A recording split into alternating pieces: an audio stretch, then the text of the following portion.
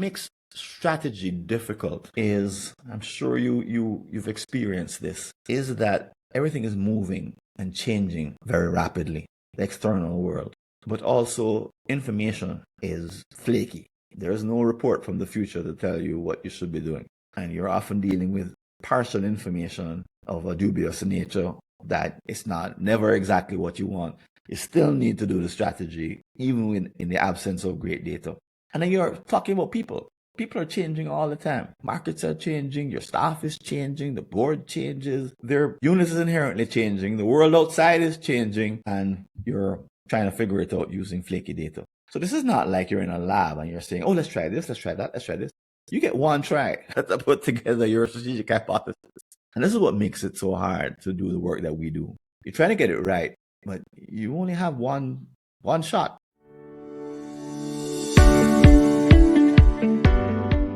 It's the Jump Leap Long-Term Strategy Podcast, episode 33. Picture two teams in your company 6 months apart. The first team is drowning. They have 47 strategic initiatives on their list. No clear way to prioritize, and every meeting devolves into debates about resources. Morale is terrible, and nobody can articulate what they're really trying to accomplish. Fast forward 6 months. It's the same team, but now they're energized, focused, and they can explain their strategy in 3 minutes. Projects that don't serve their core hypothesis get killed quickly. They're making contingency plans because they understand their strategy is a bet, not a certainty. So what happened in between? Well, they stopped confusing a strategic plan with actual strategy. And today, I want to walk you through that transformation, because the gap between these two states isn't about working harder. It's about thinking differently. Tune into this episode to join me in tackling this wicked problem. I'm Francis Wade, and welcome to the Jump Leap Long-Term Strategy Podcast.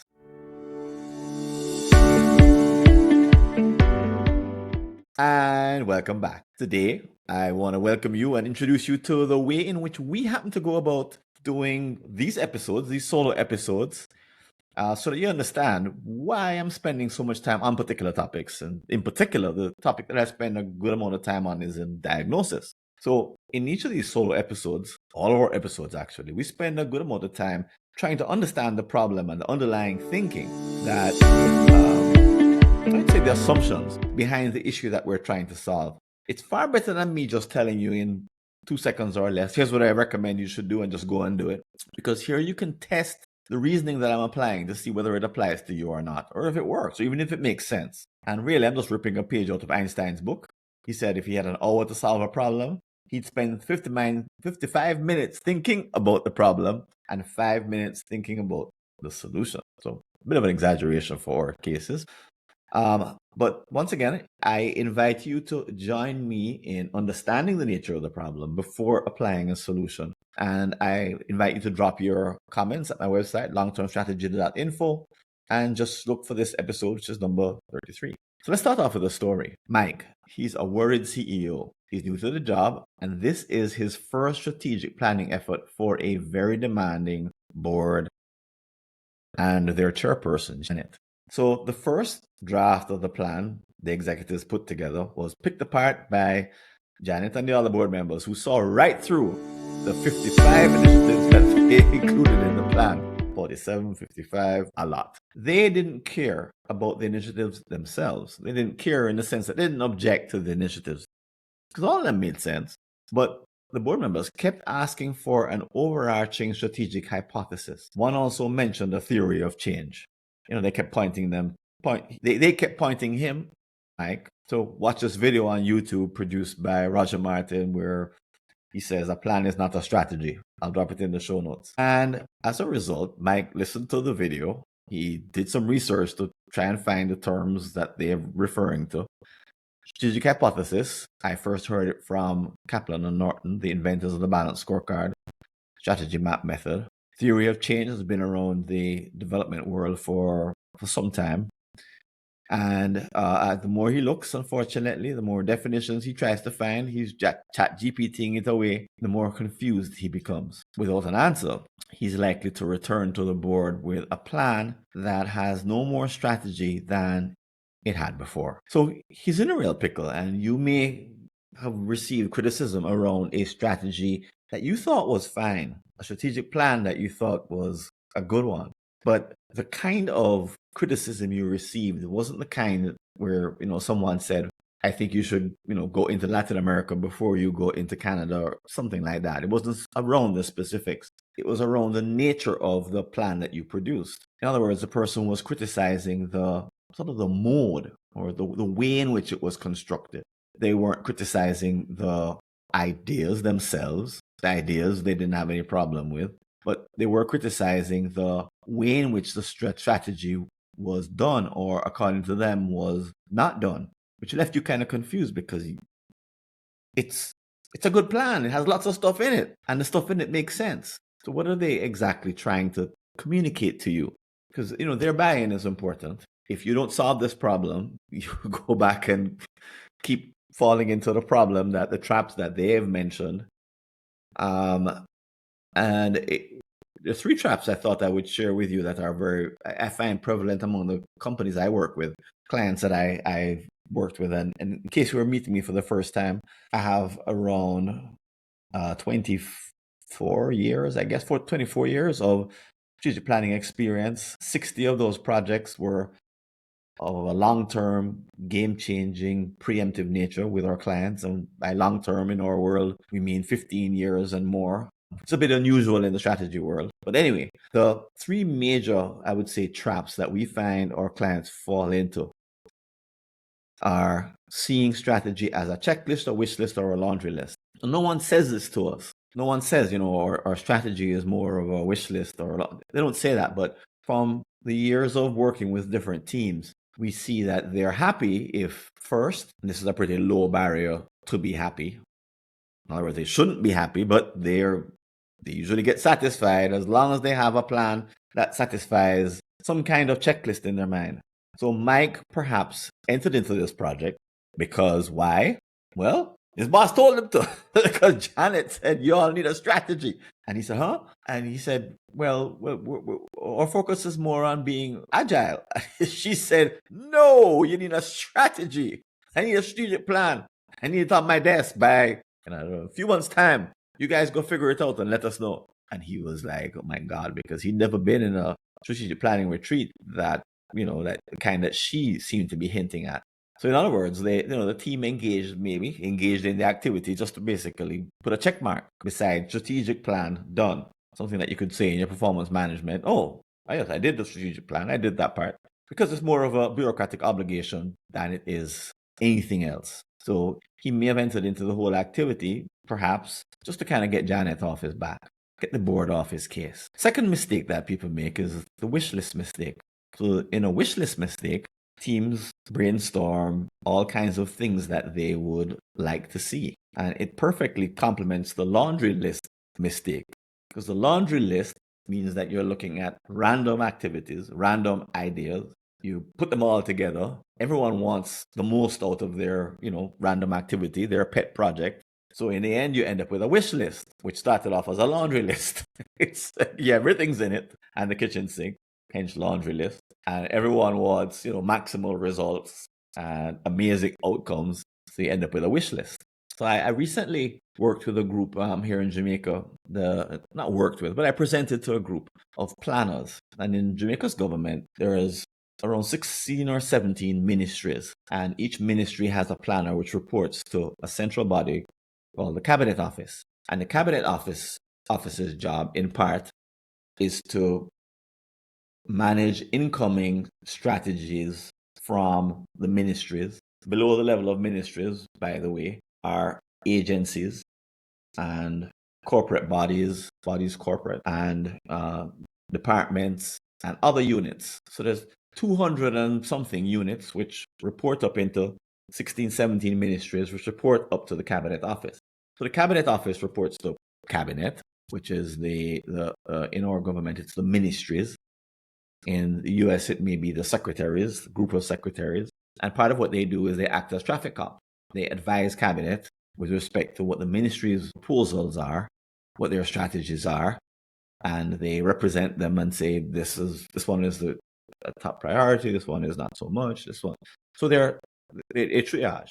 a lot of strategic plans, the inputs of hundreds of reports, and they coalesce them and boil them down and into just those which are the most important. So what I learned from my time in them was that the three errors that I mentioned are in vogue. People see this as a checklist exercise. They just want to, especially by the end of it, they're so tired and they're exhausted. They have a deadline which is set by law, so there's a lot of stress. This is like the worst time of year for many of them. So it's a checklist. They want to just get enough done so that whoever they're handing their report to gives them a check and says, okay, pass. It's good enough. And they go, oh, thank God, checklist. The second is the wish list. In that the goals that they set are not limited by any kind of resources, or they won't go totally crazy with any one particular project and say they want the moon in terms of funding. But when you put all the projects together, there's no way they're all going to get funded. Wish list. And then laundry list, because the items, the initiatives that are listed together from the cabinet office's point of view don't have any coherence. They just seem to be a bunch of stuff you're already doing, a bunch of stuff you wish you were doing, and a bunch of stuff where did that come from? Who knows? So there doesn't seem to be any explanation as to why these items are included in the plan, hence the laundry list mistake. So if you're someone who's handed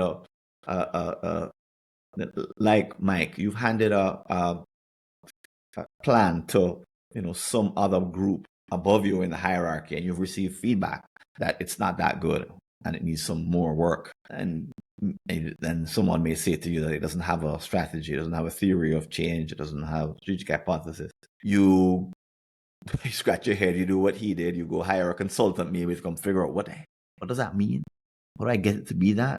You try some reverse engineering, you ask them for an example of one that does have a strategy in it or strategic hypothesis, and you try and see what do they have that you don't have. And the more you look at what they have, it looks a lot like what you have in terms of its tenor and its content. It's talking about doing stuff. So it's hard to figure out, just by looking at documents, what the difference is between a strategic plan that has a strategy, and a plan, and one that has a plan but no strategy.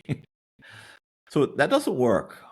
And the reason that doesn't work is that the way most strategic documents are written is they don't write to highlight the strategic hypothesis, because that language it's pretty technical, but sometimes the authors themselves don't write or don't describe the strategic hypothesis because they've not articulated it themselves. No, I'm not saying they don't have one. Maybe half the time they actually do, but they're unable to convert it into language that an outsider or a first-time reader would understand. No, someone in the cabinet office, for example, probably jumps on a phone and calls the ministry and says, well, listen, you sent me a strategy, but what the heck is it? Why are you guys even doing it? And starts to ask questions. And via the questions, they're probably able to figure out that A, there is a strategic hypothesis in there somewhere, and B, that's what it is. So it's a very useful kind of dialogue to have. But if you don't have the benefit of that dialogue, you're just picking up a document. It'll look like your document. And you won't know what to do or what to do differently in order to have one. What you won't know is that sometimes your diagnosis was too weak, was too shallow, too short. Or the diagnosis was built on the expectation that we're just going to do a checklist, or that we're going to do a plan that's only 3, 4, 5 years in duration. Because the kind of diagnosis you do when you're only thinking about a plan for 3, 4, 5 years is very different than the kind of diagnosis that you do if you're planning for 15, 20, 30, 40, 50.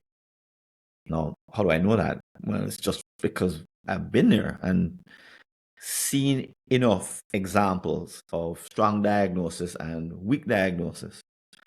And companies or teams that persist in short-term thinking, you just don't need to do that much diagnosis, because there's so many problems that you need to solve today. And if those problems fill up your context because you're only looking 3, 4, 5 years out, then what you're going to do is you're going to turn the strategic planning session into a problem solving session. So when you now need to figure out a strategic hypothesis, you don't have the diagnosis to pull it from. Sounds weird, right? You haven't done the depth of thinking that requires a hypothesis. Instead, you've just done enough thinking to figure out how to solve some problems, which is pretty much what you do every week in your weekly meeting. So this pattern that I'm describing is really difficult to solve. And it was interesting when I spoke to the folks at the Cabinet Office, because they see hundreds of strategic plans. So they're able to see the patterns that I can see from someone who's trying to work with teams to always have a strategic hypothesis. So I could have a conversation with them and the head of that organization that I couldn't have with others, simply because they have the numbers. It's like, if you go up to bat a certain number of times and you're thinking about how can I improve my on-base percentage or number of runs that I score, if you're a cricket fan, after a while, with enough practice and enough failures, you figure out a few things, right? You'll come to see a couple of things. But if you're only on a cycle of one strategic plan per year, you may not have enough reps to see the pattern. And that's probably the case with Mike. As a result, he could be really frustrated, see the whole thing as a waste of time, a waste of effort, and still make poor decisions with respect to the strategic hypothesis that the board, Janet and company want to see. So I'm hoping that as you listen to this episode, I'm going to share with you some prompts that I suggest you bring into your world, into your practice, and use to diagnose an to diagnose a strategic plan that you already have, to delve into it so that you can deal with and pull out the strategic hypothesis. So having said that, your question may be, okay, so how does this work, Francis? Do you actually, go in and teach people what a strategic hypothesis is? And this is a bit of an irony, okay? This is a bit of a paradox. So in my typical retreat, which runs for 2 intense days, and the pace is important because at each stage they're using the results of the prior stage. So it's a momentum is generated in a short space of time because the ideas are building on each other. So there's not a lot of time spent, just listening to. I've seen people plan their retreats with speeches in the middle of the day and all sorts of stuff, which to me just takes away the momentum. But due to the time crunch and the fact that it's happening in 2 days as opposed to what used to happen in the past, which was 3 days, and basically clients told me they didn't want to pay for the 3 days, so they want to pay for 2 days. I had to find a way to make it work. But the time crunch means that I can't spend a lot of time in theory. So I can't go into, okay, well, here's the idea behind the strategic hypothesis. Instead, I just need to ask the questions that would make common sense to them. Now, if you're an observer watching, you would say, oh, this is where Francis is deriving the strategic hypothesis. If you knew what it was, you would see me doing it. But I don't use the term. I don't want to have to give them another concept to have to work with. I do teach some things, but most of what I teach is here's how you do the next step. Now, you don't need to know the name of the next step. You don't need to know the idea, the theory, who came up with it. You don't need to know all of that. You need to know a framework. We do use frameworks, but it seemed to be more like common sense frameworks than anything with a particular fancy name. And we do use a couple of fancy names anyway because we can't get away from it. But the point is to take them through the steps without having them know that they're developing a strategic hypothesis or a theory of change. So that's what we do in the endpoint method that we use that I'm about to share with you in some more detail. So there's that. Also, this is not exactly the way I learned it, but the method I'm sharing with you comes from, I would say yes, mostly trying to compress the 3 days into the 2 days. But also what the side benefit I learned is that if I use common sense language, then they're able to grasp the common sense nature of what I'm doing because I'm having to explain to them why we're doing it this way. And then they can go and repeat it because they now understand it at this common sense level, as opposed to here's the framework that I'm using and Here is the fancy name of it. So it's not this thing outside of them that we're using. It's because we're on a track, and the next step in the track, which makes sense for us to do, is the following. So having said that, it's important for me to distinguish that this does not work. This will not work the way I'm describing it for a short-term point of view, or a limited aspiration, or a checklist exercise. And the reasons why are that in those three approaches, what you end up with are small aspirations. And small aspirations are a killer. So you don't need to have a strategic hypothesis for an ordinary aspiration. Like, let's just keep things the same. That's not hard. That's just business as usual. Let's just keep doing what we've always been doing, and let's do some more of it. So it doesn't have a place. You don't have to have a strategic hypothesis or even a strategy for that matter. You just need a plan. And the plan could be what we've been doing all this time, and what we did last year, what we did the year before, and what we're always going to be. If in your mind this is a continuation of what you've always been doing, then you don't need a strategy. You may call it strategic because it's fancy and because it's nice and because it sounds important and it makes it a high priority. People hear a strategy, they think, oh, this is important. But the truth is, it's not. Plans are not necessarily strategic. Matter of fact, most plans don't really have a strategy inside of them. And a part of the problem is that they're not aspiring to much. The aspirations are small, or aspirations are low. Because the aspirations are low, it's easy to get satisfied with a short time frame. Because the minute you get into the world of big aspirations, you move into longer time frames by definition. So there's a few people who dispute this and say, oh no, I'm a CEO, I want twice the results in half the time. So that used to work back when, the assumption or the belief was that people were just lazy, and just cracking the whip behind them would get them going and light a fire under their tails, and all this kind of thinking that all I needed to do was to be the bad guy and to pressure them, and that's what would make the difference. So that's not strategy, where that's some kind of operational quirk or preference or style. But when it comes to strategy, you try to do that and you lose people immediately, because they'll know that when you try to have that baby in 4 months as opposed to 9 months, that some bad things are going to happen, that you can only accelerate by so much and no more. Therefore, if you're talking about game-changing results, you must contend with the time that it takes to produce those results. Hence the reason I have this podcast, because the demand of planning strategy over long periods of time is very different than the usual problem-solving sessions that most are satisfied with.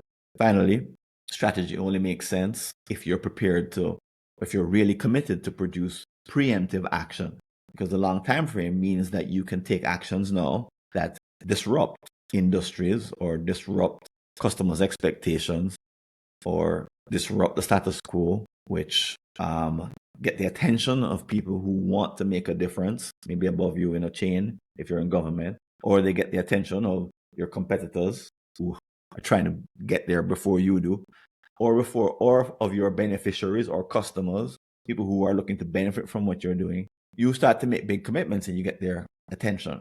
And your preemptive actions are the levers that you would use to make a difference and accelerate your progress towards the aspirations. Right? Makes sense, right? Very different than just being reactive on a short-term basis. On a 3, 4, 5 year, you're mostly being reactive. There's very little you can do to produce game-changing results within 5 years. So again, I used to teach these ideas, but instead I just coach teams now on how to do them. And that's my recommendation. If you don't have like a whole build up before a retreat, but you've got to do it on a kind of a urgent basis, or within the limits of a you don't have 6 months to teach, and you're trying to get something done in a very short space of time, and you're trying to pull on people's best thinking. One of the examples I use, of course, is strategy mapping, which you've heard me talk about in prior podcasts. So strategy mapping comes from Kaplan and Norton. When we used to have 3-day retreats, I would teach that particular technique as an example. I no longer teach it. I just take them right through it, and I've found ways that they could be effective anyway. You don't need to know the theory and the background, and he actually would show some version of the picture that was shown in the book and this and the original thinking from Kaplan and Norton. We've come a long way since that definition of strategy mapping and do something very different than they do, which I'll share in a few minutes time. I found that I could facilitate them by applying better methods that were more applicable to retreat setting or to making fast decisions quickly and using quick diagnosis. Okay, so having said a little bit of preamble on what we do and why we do and how we came to do it, here's what I recommend you do. And again, this is without teaching, taking people through the right questions and the right answers. So the first is that the way you do your diagnosis. So some argue that you don't need diagnosis, you just jump into problem solving, which is true if you're talking about today's problems. However, strategic problems, you can't tackle those without diagnosis. Now, you may disagree with that and say, of course you can. But here's what you miss out on, is that when you don't do great diagnosis, the first thing is that you leave the team, the individuals in the team, in all kinds of different places, because they all will see things differently depending on their background, their experience, their area of expertise. Financial guy will see through the lens of finance, HR person through the lens of people, and so on and so forth. So they'll all be in different places. But you get them to diagnose together, and what you will produce is, and this is not something that you could just drop into a diagram. In my experience so far, it's not something you even want to put into a diagram. Because diagrams take time, but also because diagrams get complex as they try to describe too much reality. But what you're trying to do is to create a relationship in people's minds between aspirations and bottlenecks. So here I'm borrowing from Peter Campo's thinking. And Peter Campo is the author of The Emergent Approach to Strategy. And essentially, he says that as soon as you make any kind of commitment, what arises in the minds of the human mind are all the ways in which it won't happen. So in other words, all of the bottlenecks. And when you do a great diagnosis, part of what you do is you own up to the fact, or you accept, you embrace prior commitments and the reasons they failed. Now, I won't say that, I do this in a formal way in which we ask you, okay, what was your aspiration? What was the bottleneck? And why did it fit? We don't do that. Instead, we have a conversation about the current state of affairs. And as a part of the current state of affairs, what usually comes up is what we tried to do but didn't work. At which point I would ask, oh, well, what happened? Why didn't it work? Which is a conversation, a discussion around bottlenecks.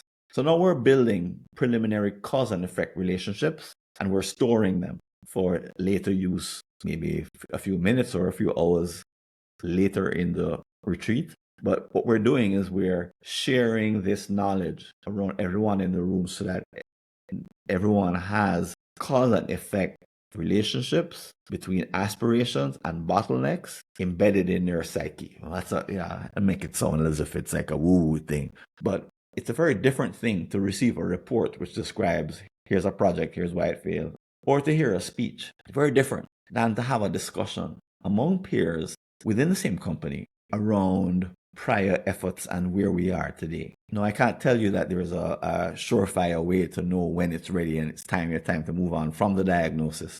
But there's a kind of maturity that develops, single-minded point of view, in the sense that everyone in the room now starts to relate to the organization as a unit, as opposed to my silo within the organization.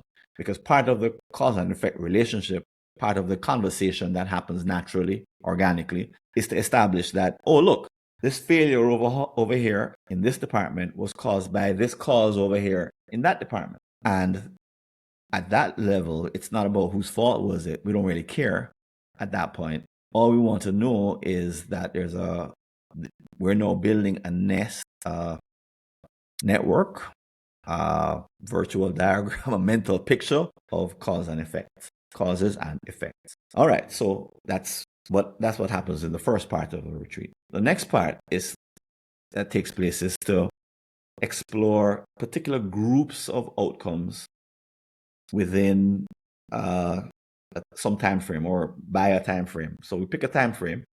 In in the retreats in which I work, it's 15 to 30 years old normally. Some a little more, some a little less, but it's long. And I ask for nominations for different kinds of outcomes. So one outcome set. These are groups of outcomes. These aren't particular outcomes. These are groups of outcomes. One group of outcomes could be we have 75% share of market. We have a new product that's producing 30% of revenue. We have revenue that's 5 times where we are today. Our margin remains the same. Profit margin remains the same.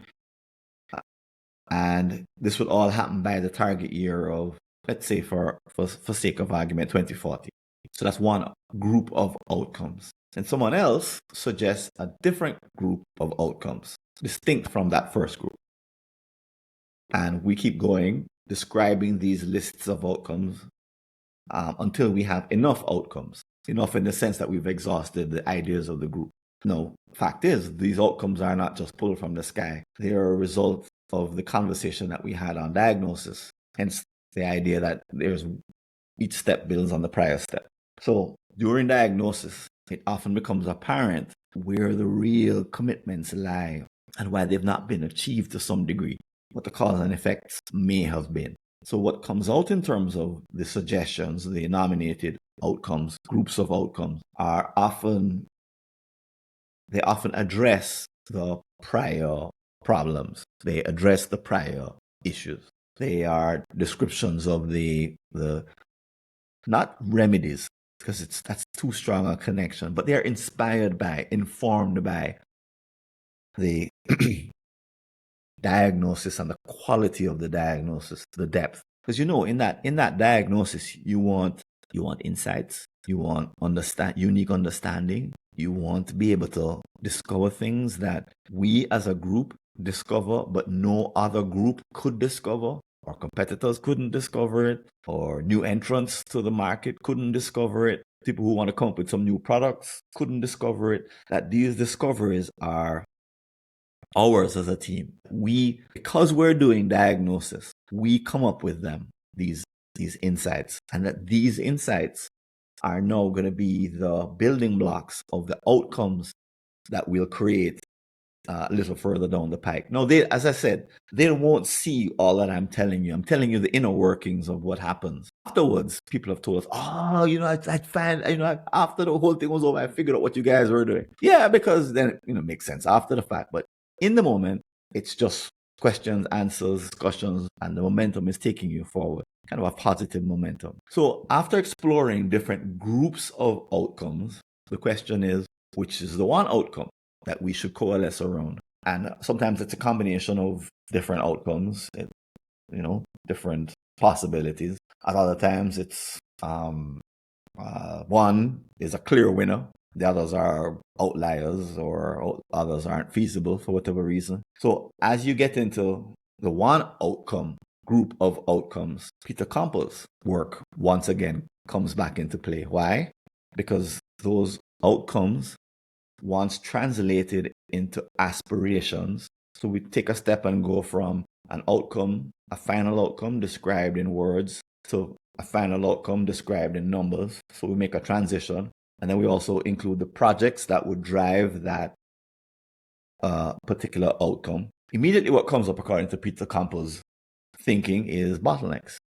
So no, these are not the same bottlenecks as you could imagine that we were talking about in diagnosis, where we're looking at the current state of affairs. No, we're talking about bottlenecks and aspirations some 15 years out. Once again, time frame is really important. No, I've been doing some research around Chinese and Japanese companies, Korean also, and I was just reading about 200 and 300 year visions that some companies have put together, and they're serious about that kind of thinking. Singapore, for example, has, I think it's called SG 100-year plan. No, I want you to just, apart from the wisdom of thinking that far out, because in the US, North America, I would think mostly the idea of thinking that far out seems crazy to most business people. But if you can set that aside for just a moment and consider what concerns do you bring to the table and what bottlenecks do you see when you're thinking that far out? And those bottlenecks are going to be different depending on the horizon that you're using. So consider that's it, that the bottlenecks go with the length of time the aspiration is meant to be completed by. Now, people sometimes ask, well, Francis, you asked them to set this 15-year 2040. What if that turns out not to be a good one? No problem, you change it.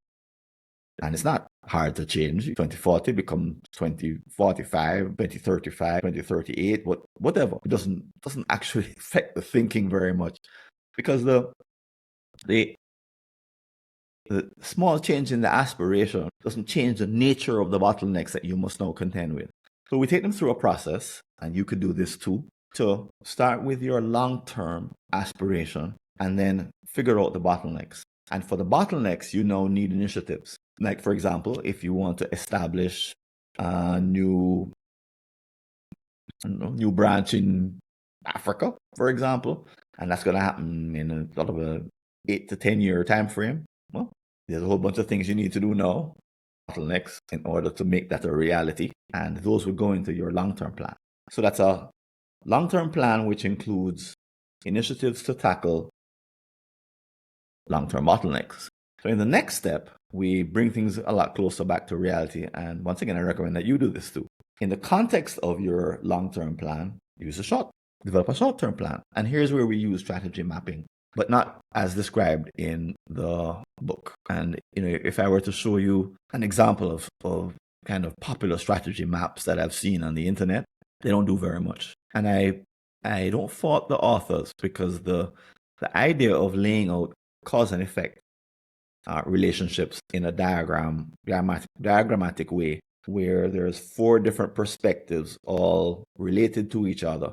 That core idea is a powerful one, but it's not enough. In addition, there's a bunch of things you need to add. So the things that we've done, for example, to make it punchy or make it work, is to not go from vague descriptions of activities, but instead focus on short-term activities happening on a 3 to 5 year time frame. And we actually set the time frame with the client. We maintain 4 perspectives. The process perspective has now become, as of a few weeks ago, the activity perspective. It focuses on stuff that you do, projects, initiatives, programs, plans, anything of a doing nature. People perspective remains. The customer or stakeholder perspective, if you're in a nonprofit or if you're in the government, stakeholder versus customer, or customer/market. And then the financial perspective pertains. Now, what you want to get from the strategy map is not just something that you may find in the book. So the book has examples which are very vague. You want something specific to your company that could not possibly be mistaken for a different company. In fact, it should have enough detail that you're scared that your competition would ever see it. Because in that strategy map is not just cause and effect relationships, from for-profit, people, to activity, to customer, to financial, and at the very top, something like the mission of the company. And then there's boxes and arrows all heading up to the mission. You also want to be clear around where the bottlenecks are showing in the strategy map. So I'll include if you're watching this on video, I'll include a description of it, but I'm actually going to do a little more than that and share this all in a Notebook LM so that you can go into the Notebook LM and see what I'm talking about. But if you're listening to this, at the end, I'll drop a link to that Notebook LM. In the strategy map, you should be able to pick up the bottlenecks. It should show you the bottlenecks. So a well-crafted strategy map does more than tell you cause and effect. It can also tell you what the bottlenecks are. No, I can't say that in every strategy map that we've worked on recently, we've been effective at doing this, because the idea of bottlenecks in the way of aspiration, La Peter Campo, is a new idea. came about. This book was published, I think 2023, 2022, thereabouts. And we've been weaving his idea into our work and weaving it into the way that we do strategy mapping. So it's more likely that the strategy mapping will be completed after the retreat, and then we would include the bottleneck. So sometimes we do, sometimes we don't. It's a bit of an art at this point. But the point is that a great strategy map should be able to point out the bottlenecks, exactly the kind of thing you don't want your competitors to know about if you're in a competitive situation. But that's what it should do, because what you're doing is you should be able to communicate to your board the way Mike wants to communicate to Janet and company. Here's my strategic hypothesis. Here are the cause and effect relationships. Here are the bottlenecks. Here is a diagram that would allow you to understand what we're talking about. And even better, here's a notebook LM, which will allow you to interrogate our strategy. All right, I'm going to hold that for just a minute and share more about that in a moment. But the point about what makes strategy difficult is, I'm sure you've experienced this, is that everything is moving and changing very rapidly, the external world. But also, information is flaky. There is no report from the future to tell you what you should be doing. And you're often dealing with partial information of a dubious nature that it's never exactly what you want. You still need to do the strategy, even in the absence of great data. And then you're talking about people. People are changing all the time. Markets are changing. Your staff is changing. The board changes. So the unit is inherently changing. The world outside is changing, and you're trying to figure it out using flaky data. So this is not like you're in a lab and you're saying, "Oh, let's try this. Let's try that. Let's try this." You get one try to put together your strategic hypothesis. And this is what makes it so hard to do the work that we do. You try to get it right, but you only have one shot. You have multiple experiments. So it's valuable to treat it like the experiment, but it's more like it's an experiment where you get one shot, one try, and that's it. And that's what makes strategy so difficult, and strategic hypothesis or theory of change so difficult to derive. So having said that, I just dropped in there something I didn't mean to drop in, but something that we've actually been using, which is, in addition to sharing that strategy map, which shows the short-term bottlenecks, one is that we also share a Merlin chart. And I've shared about the Merlin chart in other podcast episodes or at longtermstrategy.info.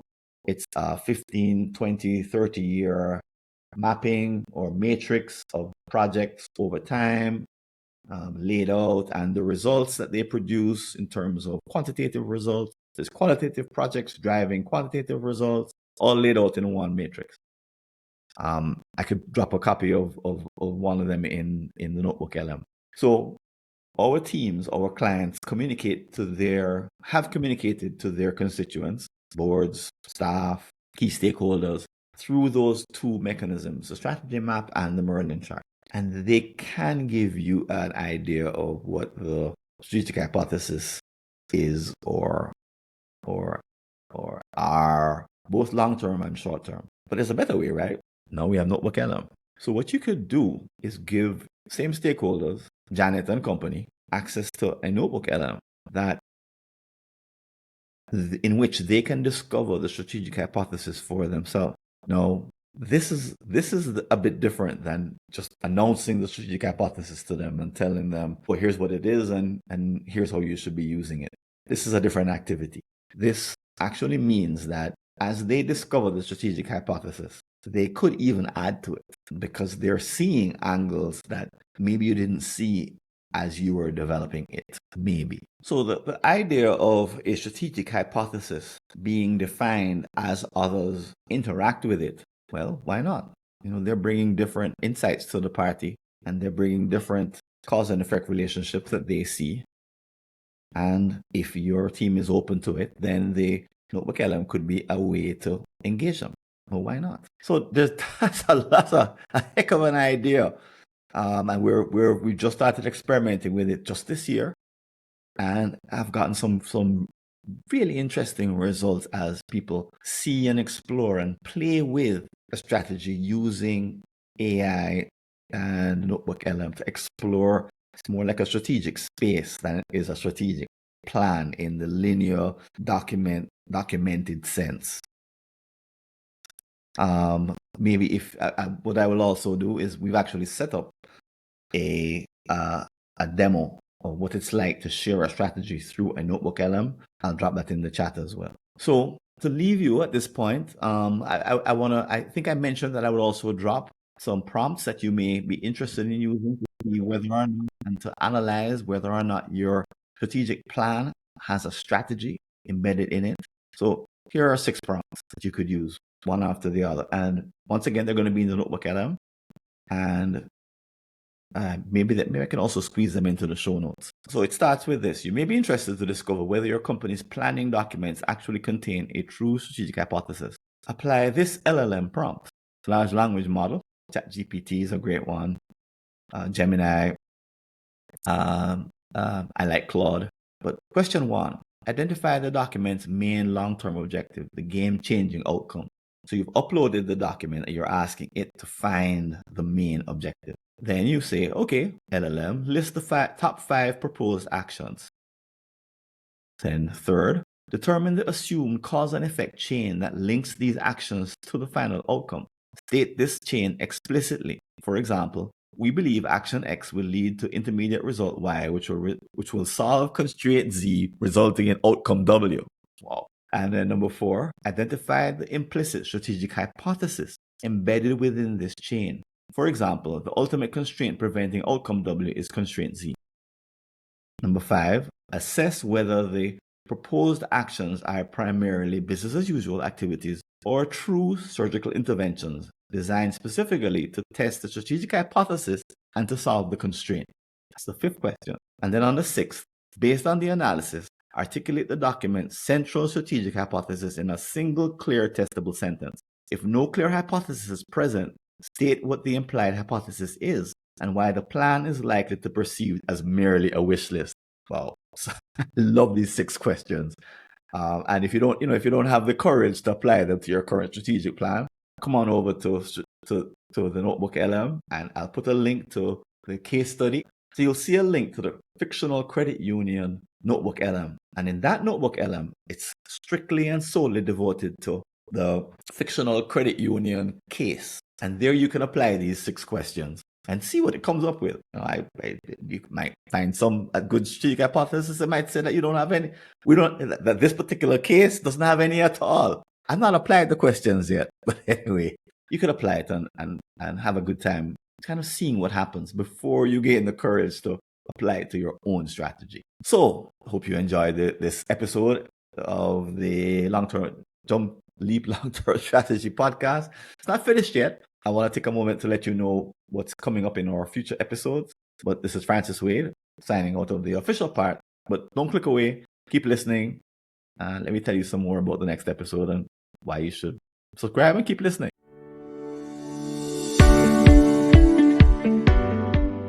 But then you have situations where it's different, and different in terms of you have an event on the one hand, which is causing a major risk on your company, on your business model. And on the other hand, you have at the same time a window for decision making, which is pretty small. So you have a window of opportunity or risk avoidance. And when these 2 things come together, you cannot spend 2 months with a consulting company to sort it out. You have to be more agile in your decision making. And then your responsibility as a leader is to augment yourself, to equip yourself with all relevant information, and to have the ability to decide fast in the best possible way. Still, there's a kind of uncertainty in your decision making. And I sometimes call it the Pareto decision making, so that you have this 80% confidence, but still you have to make a decision. If you liked what you heard from our podcast episode, go ahead and subscribe or like or recommend us on iTunes, Spotify, or YouTube. More information, log into longtermstrategy.info and subscribe to our newsletter. See you later, and thanks for joining us.